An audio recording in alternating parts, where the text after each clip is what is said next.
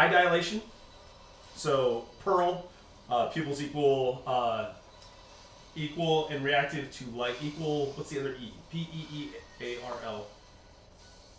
Equal and something and reactive to light. You guys checked all this though, right? Yeah. So pupils tell you one thing. In kids, we're talking massive lethargy.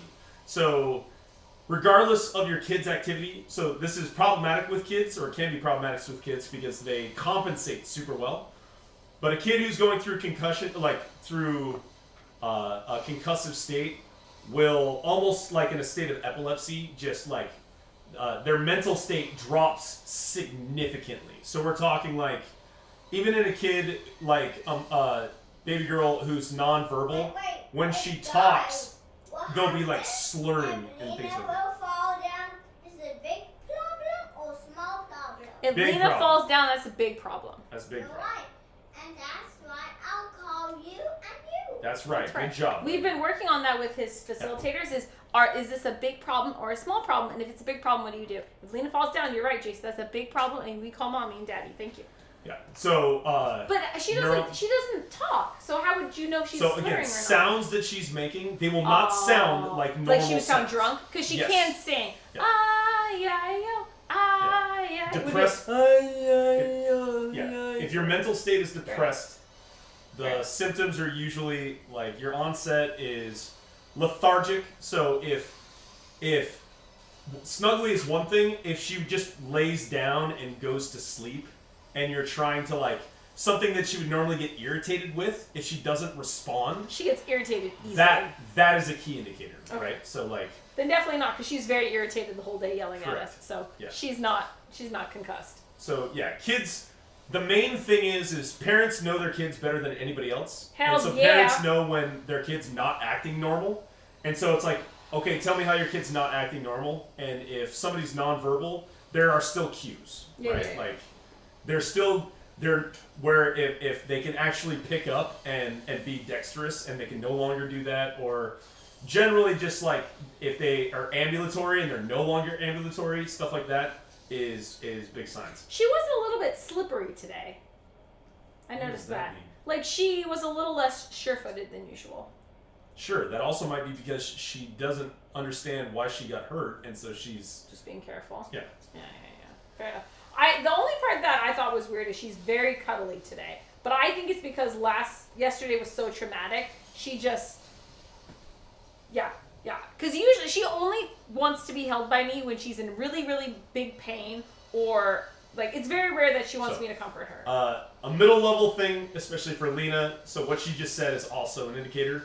Kids have fear of strangers. So specifically like 2-year-olds to 4-year-olds. Stranger danger. If a stranger tries to pick them up, they're not going to have a good time. They're going to freak out a little bit. If your child is normally like that, because average kids are like that, and a care provider picks them up and they don't react, that could also be like a sign, right? Like it is acting abnormal in a way that is depressed, like in a mental, what's the term? I just said it. Your mental state is depressed. That's what you're looking for. Peoples equal round and reactive to light. Thank you. Yes. So you want both of them should react in the same ways. Both of them should be equally dilated. That's a key indicator across the board for head trauma. Yeah. If one pupil stays big, that's called a blown pupil. That's no bueno. That generally means that you have pressure on the opposite side of your brain that is causing big problems. Alara, I fractured my right wrist just by it sliding down the side of the inner part of the recliner and hitting the bar in the chair. Oh shit. That's next level. That is next level. Wait, what about the time I broke my own arm playing soccer? Which one's better? The time I broke my tailbone or the time I broke my arm? I like people. Geek boy, so I'm not the only stitch picker. Yeah. When I was 4 or 5, a puppy we had accidentally nipped my nose, and I had to have some stitches. And a few days later, I had woken up from a nap. Hold on, buddy. I woke up from a nap and ended up picking the stitches out, but my nose had healed enough that it didn't bleed. What day was that? Day 4? Hey guys. Yeah. Which ice do I like? You like vanilla and chocolate and strawberry. Yeah. Parateal is the majority and back of your skull. Ethmoid and lacrimal are in or near the nasal cavity. Oh, That's very thank you. interesting to know. I trying to think of the bones in your face and head that I know outside of Maxio something. Yeah, so maxillofacial is the type of surgeon that generally is going to address That's all I know. other stuff. You have orbital bones. You have your maxilla, I think, are your cheek down to your jaw. Man, dude. Yeah, I'm failing my... It's been a long time since I've had to worry about anatomy. That's good enough. Thank you for posting that, Sean-Luc. Round says Arma hacks. Oh, the R is round. Thank you. That much I know. Equal, round, and reactive to light. Yep. Yeah, but you guys obviously checked her to make sure that wasn't a thing. Yeah, and it was the second R, not the second E. I was confused. It just still freaks me out that Sleep? Lena's No sleep? Fluids? Mommy, Yeah. Fluids are always a good thing. charger. Nice. What do you do for a concussion? Sensitivity. Keep them awake? Yeah, so what you don't want. So a concussion is a bruising. It's a hematoma. It's a hematoma of the brain, and the problem with damaging your brain. Is a concussion when your brain slowly bleeds, or is that a separate thing? That is different. Because I was thinking, is that something that we should check too? Is that something where she's acting kind of like slow and weird and it builds up? Because there are some people where they'd had a head trauma and then they didn't realize it was that bad and then they like fucking die a couple days later. Yeah, so that's different. That's in line with strokes and things like that. That's Okay. what that leads to. So what was the question again? Yeah. Is there any chance her brain is bleeding?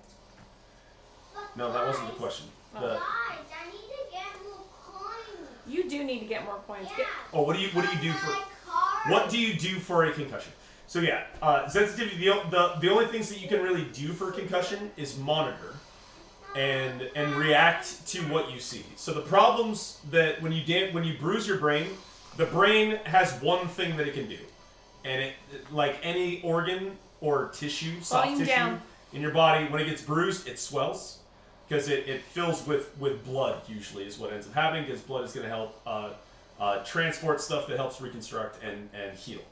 The problem with your brain is it has this sac of liquid between the actual brain layer and your skull, and when your brain swells, it has nowhere to go.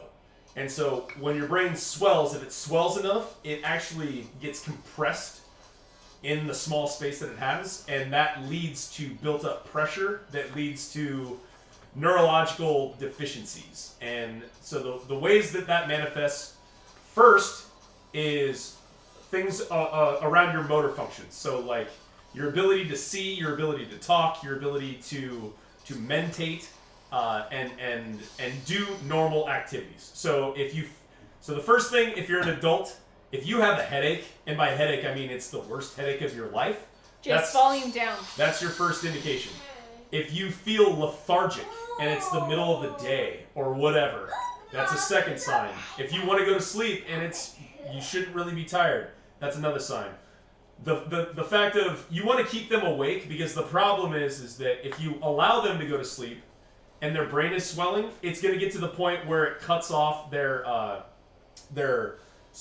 receptors to their spinal cord, and your auto, I forget what the term is, but your ability to have a gag reflex, your ability to breathe, like it's going to start suppressing your core bodily functions, and that's when you run the risk of not breathing anymore I and love this. and going unconscious. So cool. Uh, I got what's that called, dude? All of my medical shit Getting a little rusty there. is super rusty. Yeah, cerebral spinal fluid mount. Yeah, so CSF is. That's another thing too. Is if you see a milky water-like substance that excretes from your ears or your eyes, or even like your nose you don't really see it coming out your nose because that's hard to tell from just